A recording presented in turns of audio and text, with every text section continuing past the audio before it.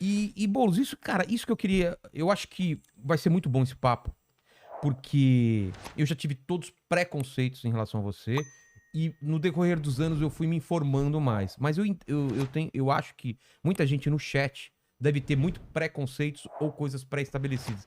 E eu quero que o pessoal faça, como eu fiz algumas vezes, que é, não só em relação a você, em relação a qualquer convidado que vem aqui. É falar, meu, deixa eu escutar o que o cara tem pra falar, deixa eu escutar quais são os pensamentos, deixa eu ver como funciona a cabeça dele. E eu queria entender isso, esses movimentos, a diferença entre o MTSC, MTST. MTST e o MST, como que você entrou nisso? E aquela pergunta básica, você pode invadir uma casa de um cara que tem uma... Tipo, o cara tem uma casinha, tá sem alugar, não consegue alugar 1 ano, 2 anos, o movimento pode pedir essa casa? Você deve estar cansado de responder essas coisas, mas é uma coisa que o cara lá tem essa dúvida. Realmente, qualquer coisa que tá abandonada ou sem alugar pode ser invadido? Então, Vilela, vamos lá. Eu acho que é importante você trazer isso logo no Sim. começo do bate-papo, porque, cara, o movimento social é alvo dos mais diversos preconceitos. As pessoas, claro, podem gostar do movimento, não gostar, apoiar, ser contra, mas elas precisam saber o que é. É isso que eu ia falar, porque a gente tá no momento aqui do Brasil, não sei se é no mundo assim, que as pessoas julgam por um tweet, por uma fração de conhecimento. Por isso que a gente tem que conhecer legal o que que é e desculpa te interromper, mas é isso. É a gente entender isso pra daí formar uma opinião, Claro. né? Não, eu tô no MTST há 20 anos e posso te falar com muita segurança qual que é a história, a luta do movimento, qual é a forma de ação. O MTST, cara, ao contrário dos memes, o meme a gente ri, porque Claro. é divertido e tal, É. mas às vezes tem embutido neles também uma fake news, um preconceito. O movimento nunca tomou e nunca invadiu a casa de quem quer que seja.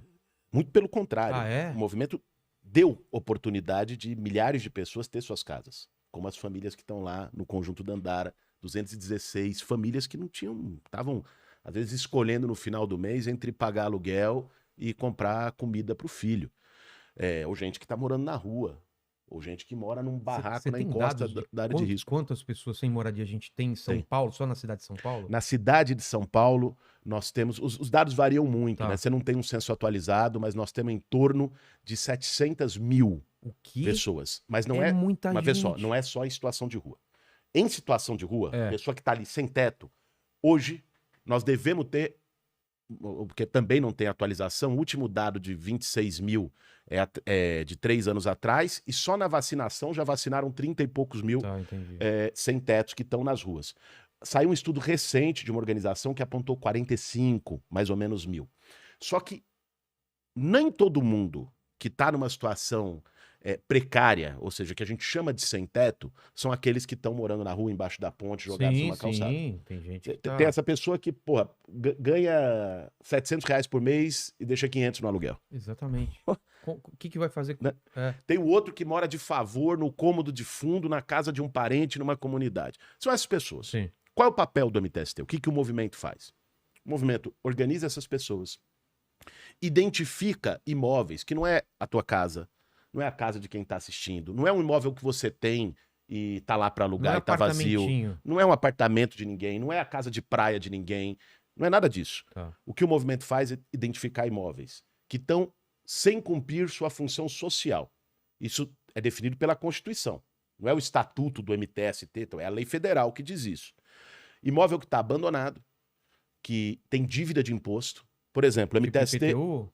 De PTU. O MTST fez uma ocupação agora, semana passada, em Guarulhos, de um imóvel que tinha 7 milhões de reais de dívida de IPTU. O que era o imóvel? É um grande terreno abandonado. Ah, é um terreno. Um terrenão. Que estava abandonado, cheio de mato. Muitas vezes era fonte de insegurança para a comunidade que passava ali.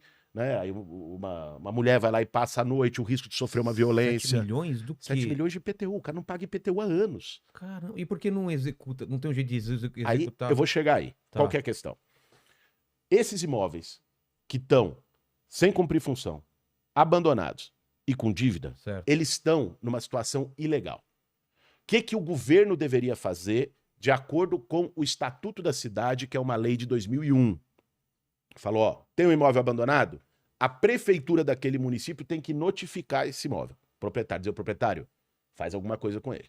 Você vai me pagar? Não vai? É isso? Não, assim, você tem que pagar IPTU, você tem que tá. dar um uso para esse terreno. Tá. Né? Você não fez nada, aí começa a incorrer um IPTU mais alto, que chama de IPTU progressivo. Aumenta a dívida, se o proprietário não fez nada.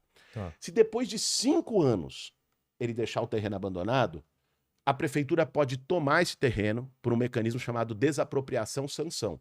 Desculpa a pergunta, pode ser idiota, mas o cara não pode ter um terreno vazio porque ele quer pagando todos os impostos, ele não pode ter? No Brasil, não. Ah, é? No Brasil, a Constituição garante o Nem direito sei porque ele teria também, mas... Não, mas enfim, é que tem pela especulação imobiliária. Ah, tá. A Constituição garante o direito à propriedade, mas ao mesmo tempo a Constituição diz que a propriedade tem que ter uma função social. Ela tem que ter algum uso. Não pode ser a moradia, pode ser um comércio, pode ser um serviço, pode ser uma horta, pode ser qualquer pode coisa. Ser qualquer coisa, tá. Qualquer coisa, mas ela tem que ter um uso. Um terreno abandonado na Constituição, ele vai sofrer algum tipo de sanção, porque não pode. É um prédio, um edifício abandonado, porque ele causa transtornos para o entorno. Tem muito prédio abandonado em São Paulo, né? Tem aquele do NPS, eu acho, que é lá na 9 de julho. Sabe do INSS. É INSS. Ele tá até fechado a frente dele, né? Concretado. Pois Por que não acontece nada com ele? Vê só. Você sabe qual que é esse, né? Sei qual é. Tem vários, né? São quase 40 mil imóveis abandonados no centro expandido de São Paulo. Daria para atender quase toda a população que mora na rua hoje. Faz tempo que tá assim aquilo lá. Muito tempo. Agora, vê só. O Estatuto da Cidade diz que a prefeitura deveria fazer a desapropriação-sanção. Certo. Por que o governo não faz nada? Não faz porque muitos dos proprietários desses imóveis não é o seu João, o seu José, o herdeiro do espólio de não sei quem. O proprietário desses imóveis, muitas vezes, são grandes empreiteiras, fundos imobiliários. É um fundo lá de Dubai, é um fundo de não sei onde, que usa esse imóvel para especular. O que é a especulação imobiliária? Você deixa um imóvel lá vazio e você trabalha debaixo dos panos por lobby político para chegar a uma melhoria naquela área. Uma estação de metrô, para chegar a uma avenida nova.